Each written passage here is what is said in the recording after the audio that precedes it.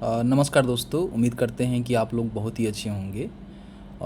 कृषि विभाग बिहार सरकार के द्वारा बिहार डीजल अनुदान 2024-25 के लिए आवेदन जो है शुरू कर दिए गए हैं। इस वीडियो में हम बात करेंगे कि आपको जो है कैसे अप्लाई करना है।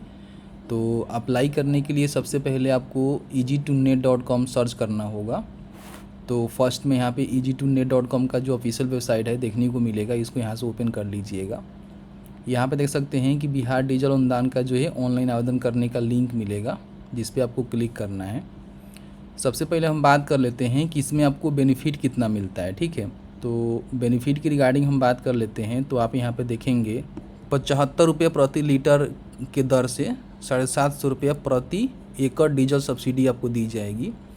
धान की बिचरा और जूट की फसल के लिए अधिकतम 2 सिंचाई के लिए 1500 रुपये आपको प्रति एकड़ मिलेगा। और खरीफ फसल में धान, मक्का, अन्य खरीफ फसल के तहत दलहन, तिलहन, मौसमी सब्जियां, औषधीय और सुगंधित जो पौधे होते हैं उसके अधिकतम 3 सिंचाई के लिए आपको 2250 रुपये प्रति एकड़ के हिसाब से पैसे देखने को मिलेगा। और प्रति किसान 8 एकड़ के लिए जो है डीजल सब्सिडी के लिए आवेदन कर सकते हैं, उससे अधिक आपको आवेदन करने का मौका नहीं मिलेगा। यहाँ पे आप देखेंगे तो आपको जो है अप्लाई करने का लिंक मिलेगा, या फिर जो भी इनका ऑफिशियल वेबसाइट है यहाँ पे आप आएंगे तो यहाँ पे देखेंगे आवेदन करे का जो है बटन मिलेगा, जिसमें आप देखेंगे डीजल सब्सिडी 2024-25 का लिंक मिलेगा। ठीक है, जिस पे क्लिक करेंगे तो कुछ इन्होंने जो अपना इंस्ट्रक्शन है दिया हुआ है, जिसको आपको पढ़नी चाहिए, समझनी चाहिए। सबसे पहले किसान आवेदन में अपना नाम और अपने पिता पति का नाम आधार में अंकित नाम के अनुसार ही आपको डालना है। जो भी डीजल रसीद लाइएगा, जो कि पेट्रोल पंप से लेकर आइएगा, जो कि कंप्यूटराइज होनी चाहिए, उस पर जो भी मोबाइल नंबर डालने की ऑप्शन होता है, वहाँ पे अपना जो भी पंजीकरण संख्या के अंतिम 10 अंक होता है वो आपको डालना होता है। और उस पर आपका सिग्नेचर और अंगूठा का निशान भी होनी चाहिए। और आपका जो रसीद है ना 26/7/2024 से लेकर 30/10/2024 तक के ही बीच में की होनी चाहिए, तो आप यहाँ पे अप्लाई कर सकते हैं। बाकी जो भी आपका डीजल अनुदान की राशि है, आपके जो भी बैंक खाता है जो कि डीबीटी लिंकिन है, उसमें ही पैसे ट्रांसफ़र किए जाएंगे। इसमें 3 प्रकार से आप आवेदन कर सकते हैं: स्वयं, बटाईदार, स्वयं प्लस बटाईदार। किसान किसी एक प्रकार के लिए ही आवेदन कर सकेंगे, इन बातों को ध्यान रखिएगा। स्वयं की स्थिति में जो भी अपना खाता खेसरा नंबर है, अगल बगल के 2 किसान का नाम है और जो भी भूमि का दस्तावेज है वो आपको देनी होगी। बाकी जो भी लोग बटाईदार रोपते हैं वो लोग जो भी किसान खेसरा नंबर, कुल सिंचित रकबा और अगल बगल के 2 किसानों के नाम और उसके द्वारा जो भी एक फॉर्म डाउनलोड करना होता है, जो कि स्वयं घोषणा पत्र होता है, यहाँ पे क्लिक करेंगे तो इस तरह से फॉर्म डाउनलोड होगा, जिसको भर के और जो भी आपका वार्ड सदस्य हैं, मुखिया है, सरपंच है, पंचायत समिति है, किसी एक से सिग्नेचर करवानी होगी। और जो भी आपका किसान कोऑर्डिनेटर होता है उससे भी सिग्नेचर करवाकर यहाँ पे अपना पूरी इन्फॉर्मेशन को भर के, ठीक है, इसको आपको लगानी होगी अगर आप बटाईदार के लिए फॉर्म को भरेंगे। ठीक है, बाकी यहाँ पे किसान द्वारा दिए गए कुल पटवन का रकबा के अनुसार ही आपका जो भी डीजल अनुदान की सब्सिडी है आपको दी जाएगी। तो इसको पढ़ लीजिएगा। पढ़ने के बाद यहाँ पे आपको आवेदन करना होगा। तो यहाँ पे आवेदन के प्रकार में आपको देखेंगे तो डीजल अनुदान आवेदन का ही लिंक यहाँ पे आपको देखने को मिलेगा। ठीक है, इस पर ओके करिएगा। तो यहाँ पे यही बोला गया है कि आपका जो भी डीजल से पहले आपने रसीद जो लेकर आया हुआ है वो 200 KB में होनी चाहिए। ठीक है, तो इसको आप देख लीजिएगा, इसमें ज़्यादा कोई ये नहीं है। उसके बाद यहाँ पे आपको रजिस्ट्रेशन आईडी का ही ऑप्शन मिलेगा और यहाँ पे जो भी अपना किसान पंजीकरण संख्या है उसको यहाँ पे डालनी होगी। कई सारे किसान ऐसे हैं जो कि किसान पंजीकरण के बारे में नहीं जानते हैं और उनका जो किसान पंजीकरण है अभी तक नहीं हुआ है, तो यहाँ पे ऑनलाइन जो सेवा है ना, इस पर क्लिक करके जो भी किसान पंजीकरण होता है उसको आप कर सकते हैं। तो यहाँ पे क्लिक करेंगे तो यहाँ पे अपना जो भी OTP है, डेमोग्राफी है, या फिर जो भी आँख के पुतली से आपका स्कैन होता है उसके माध्यम से स्कैन करके अपना जो किसान पंजीकरण है उसको कर सकते हैं। ठीक है, तो यहाँ से आप कर सकते हैं और करने के बाद आपको जो है किसान पंजीकरण संख्या मिल जाता है, जिसको डालकर आपको फॉर्म को भरनी होती है। अगर आपने पहले से किसान पंजीकरण कर लिया हुआ है और आपको पंजीकरण पता नहीं है, तो आवेदन की स्थिति के बटन पर क्लिक करके यहाँ पे किसान पंजीकरण जाने के बटन पर क्लिक करके यहाँ पे देखेंगे तो आप अपने आधार नंबर या फिर मोबाइल नंबर के माध्यम से अपना जो भी किसान रजिस्ट्रेशन नंबर है उसको यहाँ से फॉरगेट कर सकते हैं। ठीक है, फॉरगेट करने के बाद आपको यहाँ पे डालनी होती है अपना किसान पंजीकरण संख्या और उसके बाद सर्च के बटन पे क्लिक करेंगे। जैसे ही सर्च के बटन पर क्लिक करेंगे तो आप यहाँ पे देखेंगे आपने जो भी किसान पंजीकरण करते समय जानकारी दिया हुआ है वो जानकारी यहाँ पे आपको देखने को मिलेगा, इसको चेकआउट कर लीजिएगा। बाकी यहाँ पे देखेंगे तो अगर आपने पूर्व में आवेदन किया होगा 2024-25 के लिए तो यहाँ पे आपको देखने को मिलेगा कि आपने जो है कितने बार आवेदन किया हुआ है। लेकिन मेरे कंडीशन में देखेंगे तो 0 बार दिखाया जा रहा है। इसका मतलब ये है कि हमने एक ही पहली बार जो है आवेदन करने के लिए यहाँ पे जो जानकारी को है डाला हुआ है, ठीक है। इसमें कई बार जो है 2 सिंचाई 3 सिंचाई के लिए आप यहाँ पे आवेदन करते हैं तो उसका अलग अलग यहाँ पे ऑप्शन आपको देखने को मिलता है। सबसे पहले यहाँ पे मौसम का सिलेक्शन आपको करना है, तो यहाँ पे देखेंगे तो आपको जो है खरीफ ही देखने को मिलेगा। फिर यहाँ पे फसल का नाम आपको देखने को मिलेगा। देखिए धान के बिचड़ा के लिए 2 सिंचाई के लिए आप यहाँ पे अधिकतम आवेदन कर सकते हैं। बाकी यहाँ पे धान, मक्का, दलहन, तेलहन, सब्जी के लिए मैंने आपको बताया कि 3 सिंचाई के लिए अधिकतम यहाँ पे आवेदन कर सकते हैं। मैं फिलहाल धान का बिचड़ा के लिए आवेदन करना चाहता हूँ तो यहाँ पे इसका सिलेक्शन करूँगा। उसके बाद यहाँ पे सिंचाई की संख्या देखेंगे तो आपको फर्स्ट ही देखने को मिलेगा। फिर दूसरी बार भी यहाँ पे आवेदन करने का आपको ऑप्शन मिलेगा जब पहली बार आप कर लेंगे, ठीक है। उसके बाद यहाँ पे किसान का प्रकार, तो इसमें 3 ऑप्शन होता है। किसी एक ऑप्शन के लिए आप यहाँ पे आवेदन करेंगे। जैसे कि मान लीजिए आपके पास खुद का ज़मीन है तो अपने ज़मीन की जानकारी जैसे खाता खेसरा नंबर हो गया, कितना जो है जो रकबा है यानी कि ज़मीन है उसमें आपने सिंचाई किया हुआ है उसकी जानकारी, और बगल के 2 किसानों की जानकारी आपको देना होगा। अगर आप यहाँ पे बटाईदार करते हैं तो इसमें भी आपको खेसरा नंबर, ठीक है, थाना नंबर, कितना अपने रकबा डिसमिल में ज़मीन को सिंचित किया हुआ है और बगल के किसान की जानकारी आपको देनी होगी। इसमें आपको जो है स्वयं घोषणा पत्र भी देना होता है, जो कि मैंने स्टार्टिंग में आपको बताया। अगर आपको स्वयं घोषणा पत्र नहीं मिलेगा तो मैंने यहाँ पे लिंक अभी तो लगाया नहीं है लेकिन लगा दूंगा, जहाँ से स्वयं घोषणा पत्र को आप यहाँ पे डाउनलोड कर सकते हैं, जो कि ये वाला फॉर्म है, ठीक है। इसमें किसान का नाम, पिता, पति, गांव का नाम, पंचायत, प्रखंड और जिला का नाम भरेंगे। फिर यहाँ पे जो भी उसका थाना खेसरा भूमिधारी का नाम है, चौहदी किसान का नाम है, और कुल खेती का रकबा और पटवन का रकबा बताएंगे, ठीक है।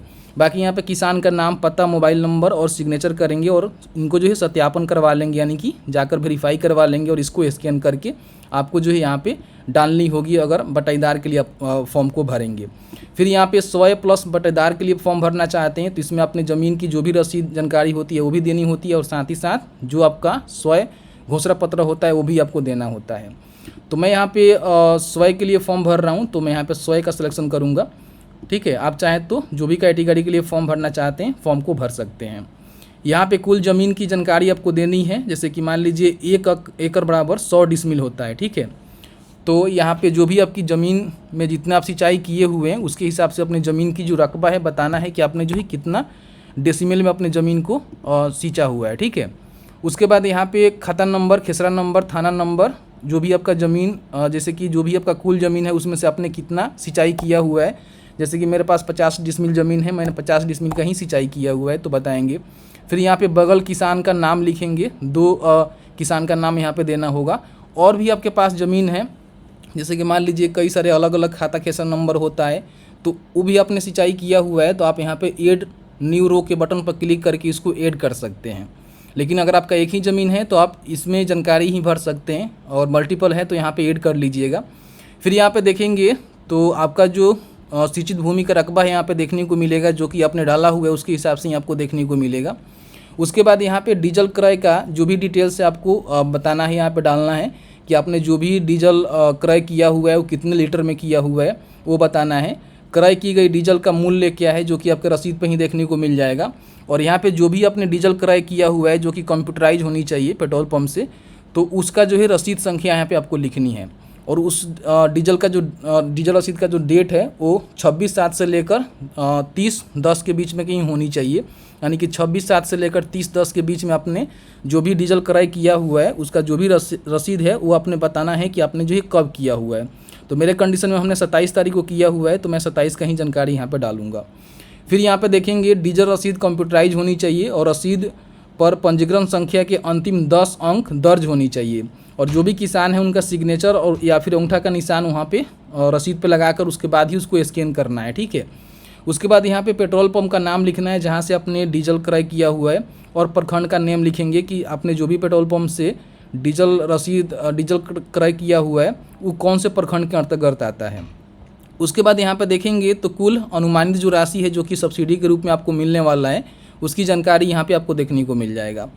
अब यहाँ पे आपको जो है किसान का जो शपथ है वो लेना है कि मैं जो भी जानकारी दे रहा हूँ जानकारी सही है, और किसी प्रकार की त्रुटि होती है या फिर किसी प्रकार की गलत हम जानकारी देते हैं तो जो भी अनुदान की राशि है वो हमें वापस भी करना पड़ेगा। तो ध्यान रखिएगा, सही से इन्फॉर्मेशन भरना, यहाँ पे टिक करना है और उसके बाद गेट OTP के बटन पे आपको क्लिक कर देना है। तो अपने किसान रजिस्ट्रेशन करते समय जो भी मोबाइल नंबर दिया हुआ है उस मोबाइल नंबर पे एक OTP सेंड किया गया है, जिसके लास्ट में यहाँ पे दिखा भी रहा है कि कौन सा मोबाइल नंबर है।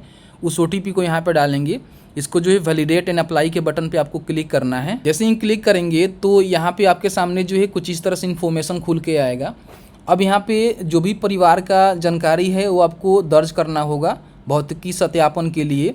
ध्यान रखेंगे जो भी परिवार की जानकारी आप दर्ज करेंगे वो सही आपको दर्ज करना है। जैसे कि मान लीजिए परिवार का जो भी डिटेल्स में आवेदक का अपना जो ब्यूरर है उसको अंकित नहीं करें, अन्यथा आवेदन करने में त्रुटि आएगी। यानी कि परिवार ब्यूरर में आवेदक का अपना ब्यूरर अंकित नहीं करना है। जैसे कि मान लीजिए जिनके नाम से आप फॉर्म को भर रहे हैं ना, उनका नाम यहाँ पे आपको नहीं डालना है, उनके कोई अभिभावक है ना उनकी जानकारी यहाँ पे भरनी है। परिवार का कोई भी सदस्य हो सकता है जिसका भौतिकी सत्यापन के समय देखा जाएगा, ठीक है। तो सबसे पहले संबंध बताना है कि जो भी सदस्य है जिनका आप देना चाहते हैं, जैसे मान लीजिए उनका माता पिता में से कोई जिंदा है या फिर पति पत्नी में से कोई जिंदा है या फिर कोई उनका एडल्ट बच्चे हैं जो कि 18+ हैं तो उनकी जानकारी ये भर सकते हैं। मैं यहाँ पे एडल्ट जो बच्चे होते हैं ना उनकी जानकारी यहाँ पे भरूंगा, फिर बताऊंगा कि वो जीवित है कि मृत है। यहाँ पे मैं जीवित ही डालूंगा। फिर यहाँ पे उनका जो आधार नंबर है, आधार के अनुसार नियम है, और उनका जो जन्म की तारीख है आधार के अनुसार ही यहाँ पे भरना होगा, क्योंकि सत्यापन करते समय ये जानकारी बहुत ज़्यादा इंपॉर्टेंट होगी। तो ध्यान रखिएगा, आपके घर में कोई एक सदस्य होनी चाहिए जिसकी जानकारी यहाँ पे आपको देनी है। तो इस तरह से भरना है। फिर यहाँ पे देखेंगे तो डीजल जो पावती रसीद है वो आपको यहाँ पे अपलोड करना है, जो कि 26 जुलाई से लेकर 30 अक्टूबर 2024 तक का ही मान्य होगा। और जो भी आपका डीजल रसीद होगा कंप्यूटराइज होगा और उस पर आपका सिग्नेचर और अंगूठा का जो निशान है, मतलब सिग्नेचर करते हैं तो सिग्नेचर करिएगा, नहीं तो आप सिग्नेचर नहीं करते हैं तो उनका अंगूठा का निशान वहाँ पे देकर ही अपलोड करना होगा। फिर यहाँ पे देखिए स्वयं के लिए हम फॉर्म भर रहे हैं तो ज़मीन का रसीद, यानी कि जो भी ज़मीन का लगान का रसीद होता है वो लगा सकते हैं, या फिर LPC लगा सकते हैं जो कि 2021-22, 22-23, 23-24 का होनी चाहिए। तो आप यहाँ पे इसको लगा सकते हैं, कोई भी दिक्कत नहीं है। लेकिन अगर आप बटेदार के लिए केवल फॉर्म भरेंगे तो यहाँ पे आपको ज़मीन की जो रसीद है वो नहीं देना पड़ेगा। आप अपना जो भी स्वयं घोषणा पत्र है उसको यहाँ पे अपलोड कर सकते हैं। या फिर आप दोनों के लिए फॉर्म भरेंगे, जैसे कि मान लीजिए स्वयं का भी खेती करते हैं और कुछ बटेदार भी खेती करते हैं, तो उस कंडीशन में दोनों आपको डॉक्यूमेंट देना होगा, अपना ज़मीन का रसीद भी और स्वयं घोषणा पत्र भी, ठीक है। दोनों का ऑप्शन आपको देखने को मिलेगा। जो भी आप यहाँ पे डॉक्यूमेंट अपलोड करेंगे वो जो है PDF में होनी चाहिए। और देख सकते हैं कि भूमि दस्तावेज केवल PDF एवं डीजल पावती सिंचाई सत्यापन JPG में होनी चाहिए, यानी कि जो भी आपका भूमि दस्तावेज है, यानी कि जो आपका रसीद है LPC है वो PDF में होनी चाहिए, ठीक है। बाकी जो भी आपका डीजल की पावती रसीद है वो आप JPG में इसको अपलोड कर सकते हैं, ठीक है। तो यहाँ पे चूज फाइल के बटन पर क्लिक करके इसको अपलोड करिएगा, और अपलोड करने के बाद यहाँ पे आपको सबमिट के बटन पर क्लिक करना है, तो आपका जो फॉर्म है यहाँ पे सबमिट हो जाएगा, ठीक है। फॉर्म सबमिट हो जाने के बाद आपको वेट करना है। वेट करने के बाद क्या होगा कि जो भी आपके कृषि कोऑर्डिनेटर होते हैं, ठीक है, उनके द्वारा जो है आपका सत्यापन किया जाएगा। और यहाँ पे आकर जो है समय समय पे अपने आवेदन का जो स्थिति है उसको भी चेक कर सकते हैं, जो कि अभी लिंक यहाँ पे दिया नहीं गया है, लेकिन बहुत ही जल्द आपको लिंक देखने को मिल जाएगा, जिसके माध्यम से जो भी अपने आवेदन का स्थिति है उसको चेक कर पाएंगे। अब यहाँ पे हो गया क्या कि फॉर्म भरने के बाद सबसे पहले आपका सत्यापन किया जाएगा, और सत्यापन के बाद अगर आप पात्र पाए जाते हैं तो फिर आपको यहाँ पे बेनिफिट दिया जाएगा। बाकी इसके रिगार्डिंग कोई भी आपके मन में डाउट है, कन्फ्यूजन है, तो उसके लिए आप हमें नीचे कमेंट्स में कमेंट करके बता सकते हैं, उसके लिए हम अलग से वीडियो लेकर आएंगे। तो बस आज की इस वीडियो में इतना ही। वीडियो थोड़ा सा भी अच्छा लगा है तो प्लीज़ वीडियो को लाइक कर दीजिएगा, और आपके मन में कोई भी सवाल होगा तो प्लीज़ नीचे जो कमेंट सेक्शन खुला हुआ है वहाँ पर कमेंट करके पूछ सकते हैं।